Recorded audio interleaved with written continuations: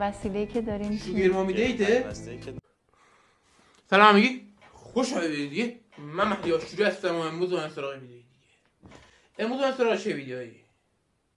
امروز اومدیم ویدیوهایی که کف اکسپلوره، یعنی از کف اکسپلور مثلا جمع کردم. خنده‌دار، فان، سرگرمی و خوشحال کننده که خود از جو بزنیم دور شو بریم و بالا برگردیم. پس بریم سراغ ویدیو. لایک، کامنت، سابسکرایب، چند تا تلگرام منه. بریم سراغ ویدیو. لیتس گو.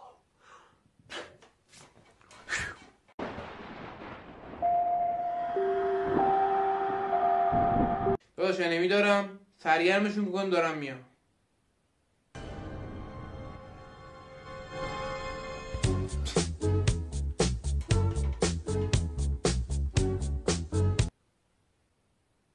خیلی باحال بود. کالا فوزایی نمیفهمم و بقیه نمیفهمم، عامه پسند نیستین، ولی نمیداره خواست سرگرمشون کن. مایکل جکسونی خرسه بیا بابا. من که بدل جواب دادم و دوباره برنده شدم. کیسه و لیف و شامپو و صابون تو همون.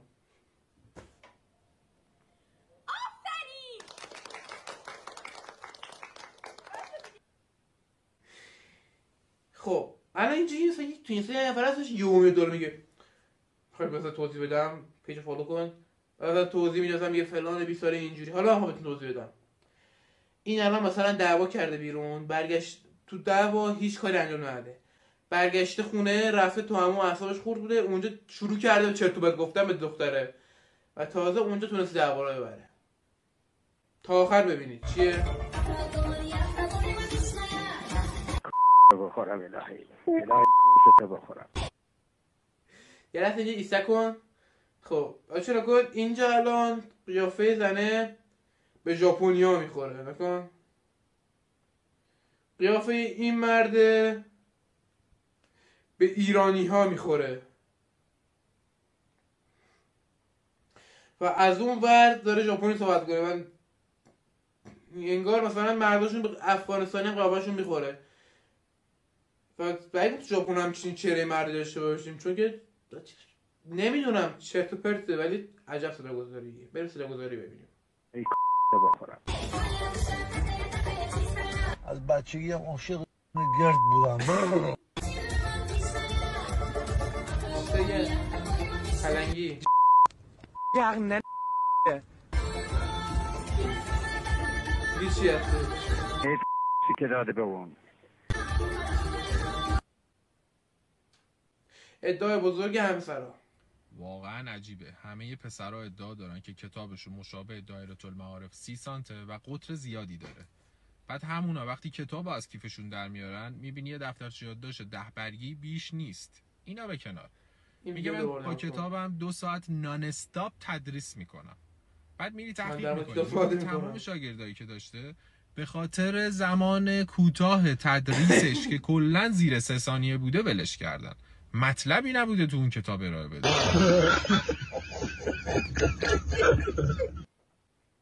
این ویدیو رو دوباره نگاه کن. این در مورد کتاب صحبت نمی‌کرد، در مورد تدریس صحبت نمی‌کرد، در مورد یادداشت صحبت نمی‌کرد، در مورد هیچ صحبت نمی‌کرد.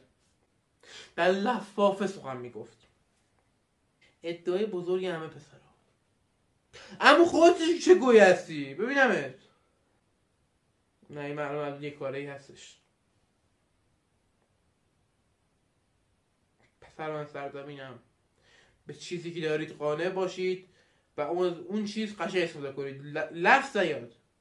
یارو 2 ساعت تدریس میکنم. خب بریم سراغ ویدیوی بعدی که زوره خاص. شلاق.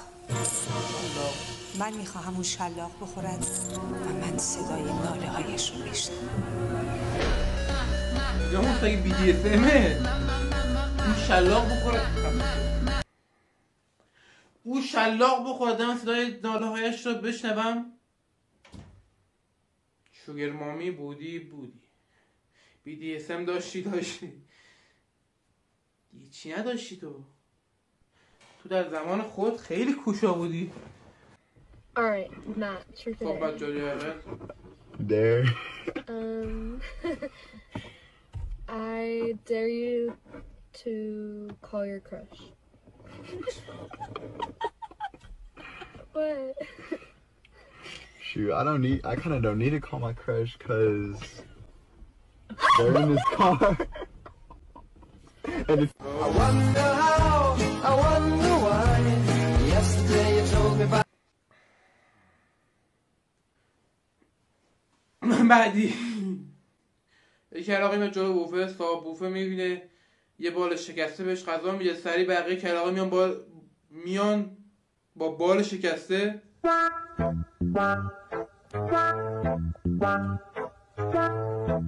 با بال شکسته نمیان، خودشون رو میذارن بال شکستگی. بچه بعدا هر دوتایی نمیذارم، فقط من. این دقیقا مثل یه آدمیه که بهش یه لطفی میکنی و خودش که گاوه باز اون لطفو نمیفهمه، رفیقاشو میاره یه چیزی کنه بیشتر سو استفاده میکنه. جملات عجیب که فقط تو گلیاپوش میشنوید. الان تو خودت کی؟ من رو آقا اصیلی هستم. منم یه نمه رو همون رجب. من رو کومیلم. امید من رو اصیلیم. منم رو خود مسلمم. اینم که رو منه. هر کدوم رو یه نفر. الان چند نفر رو آقا اصیلی؟ من رو آقا اصیلی نیستم. آقا ادیب زاده با این بازی کن.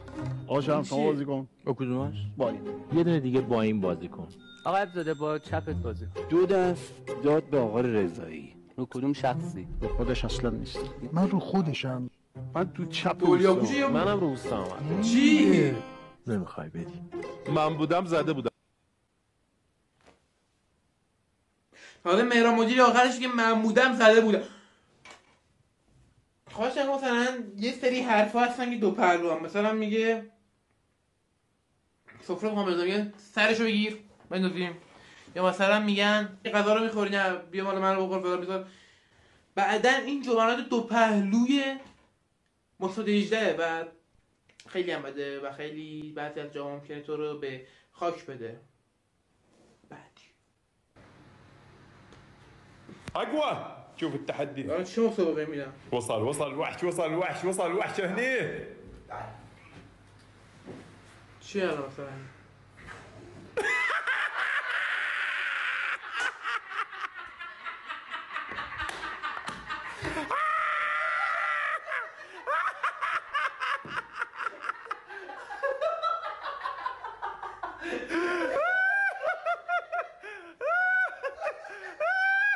بس دیگه خیلی خندیدی. این دروی مخفی و شوخی های خرکی عربا خیلی ترند شده تو این اینستا و خیلی باله. حالا یارو تو گچ ریخته بود یا آج ریخته بود تو لوله چهار برقه یا فوت ریخ رو صورت اون. و چرا تو نباید بفهمی وقتی شما 4 نفر توی خونه جمع شد و یه صندلی با شوخی میکنید چرا نمیفهمی که این هم ممکنه تله باشه؟ چرا نمیفهمی؟ نه بگو فاز و مازا. الو پسرم چرا همه صفحه چتامونو پاک کردی؟ از همه جا بلاکم کردی؟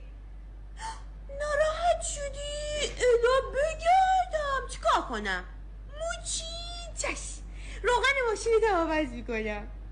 کتونی چش میام جلو در خونتونم، میام جلو در محل کاره، گلم برات میخرم. به خدا میمیرم ها اینجوری نکن. اینو بگردم دیگه ناراحت نشی ها. بازم ناراحت میشی؟ اشکال نداره خودم نازتو میکشم پسرکم. چون دارم از آینده میترسم ها. پسر دارم پرنسس میشه و همونجور که توی روایت ها اومده وقتی پسر پرنسس شدن و دخترم شوالیه شدن اون موقع است که روز قیامت میشه. نزدیک خلاصه میگم ولی واقعا پسر دارن اینجوری میشن ها. چون بعد پسر واقعا دارن نازنازی میشن. حالا باز به خود برسی یه چیز نیستی چیزی مهم نیست ولی من چقدر جلو پسر عزیز خوب شد. انقدر تو پرنسس نباش مگه مجبوری؟ فکر این که واقعا صدای خودش نیست ناراحت هم میکنه. بین خودمون میمونه دوباره دوبله میمونه واقعا. من تا الان چیزی گفتم به کسی؟ الان که دارم فکر میکنم چرا گفتی؟ چیو گفتم؟ از یه سپیده رو به محمد گفت. تو نگفتیم نگو بهش. من بهت گفتم نگو. فرامرز تو به من گفتی نگو. بگو با خدا گفتم. با خدا گفتم. خدا بزرگ. دروغگو سگ هستن. دروغگو سگ نیست آدم دروغگوه. آدم نمیگی بچه واقعا این دوبلورایی داریم که واقعا حقشون خورده شد. نکن از یه دونه چیز یه خوش دیالوگ ساخته، دیالوگی به هم دیگه میخوره، به تصویر میخوره و خیلی قشنگ. بچه دوبلورای دیگه داریم مثل عمو دیوس که الان شده عمو موجی، واقعا ویدیوی قشنگ درست میکنن، ولی خب بازم میگم حقشون خورده شده. گرونترین وسیله‌ای که دارین شوگر مامی دیته؟ وسیله‌ای که دارم ماشینمه، بنز، 5 میلیون لیرم قیمتشه، 10 میلیارد تومان. ترکیه حالا یکم بزرگه، این ور اون ور این برای منو. چه رنگیه؟ زرد رنگش. واقعا؟ خب اگه تو دنبال شوگر مامی، خب چرا بنز داری؟ و اگه بنز داری چرا دنبال شوگر مامی؟ این با واسه بنز بخره، نه تو دنیا واقعا داره به گام میره. این جدی میگی؟ آره شاید شما هم سوار شدین، هم متروبوسایی که هستن بیرون.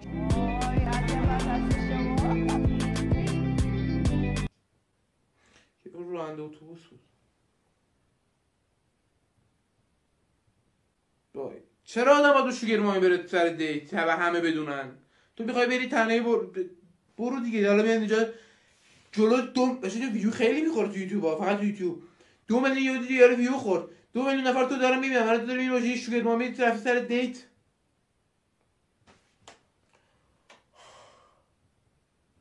یاد کنیم از سفر تاریخی رئیس جمهور بولیوی برای تایم سالنی که با احمدی نژاد داشت. تایم سالنی چیه؟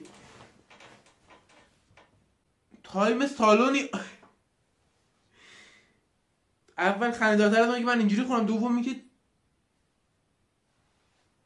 چرا مموتی اصلا رئیس جمهور نبود، چی بود؟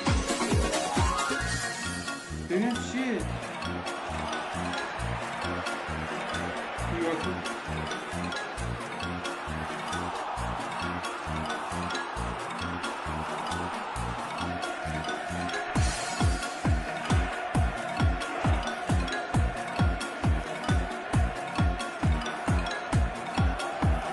اون میدنه؟ کی میدنه؟ مموتی؟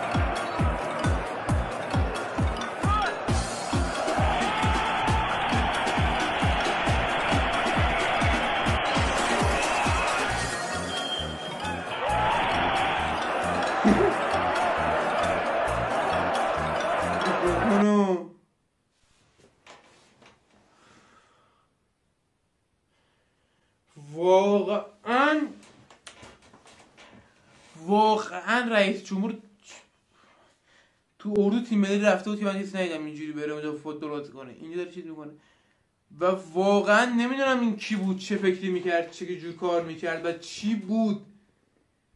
هم خنده داره، هم خب چرا، به چه دلیل، ولی قشنگ بود. فکر کنم مثلا رئیس جمهور بولیوی رو بیاری ایران، با هم دیگه تو سالن فوتبال بازی کنید. حالا تیم مقابل کی بود؟ حالا مثلا چی به ذهنشون رسیده بود؟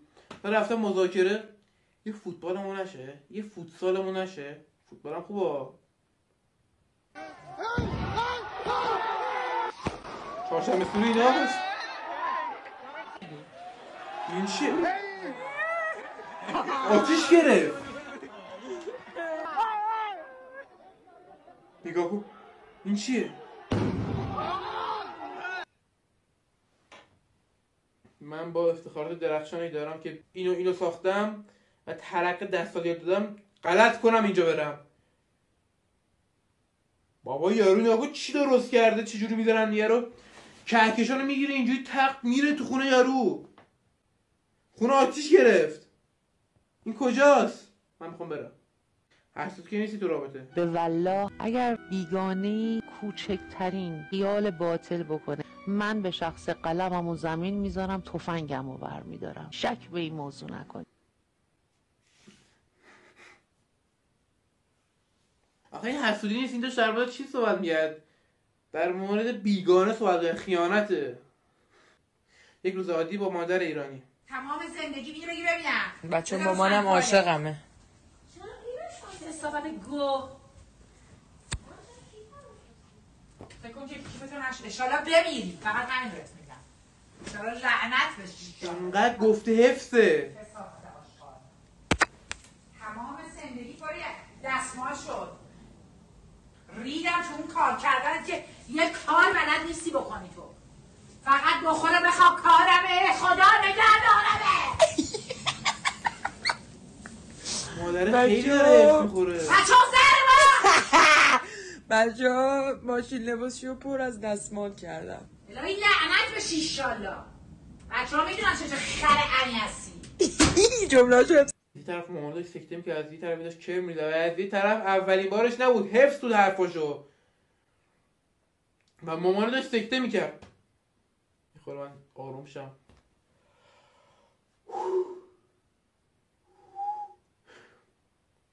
درم واسه مامان میسته. خب خیلی هم اینجا ویدیو با هم برید لایک کامنت سابسکرایب چنل ما شده تلگرام منه. بچه ویدیو قرار روز به روز بهتر شه و دیگه مثل 6 ماه گذشته کنن 6 تا ویدیو گذاشتیم و قراره خیلی خفن‌تر کار کنیم و بتونیم که قوی باشیم و سریع برسیم به 1000 تا ساب. بس بریم سراغ ویدیو لایک. بس فعلا تا ویدیوی بعدی پیس.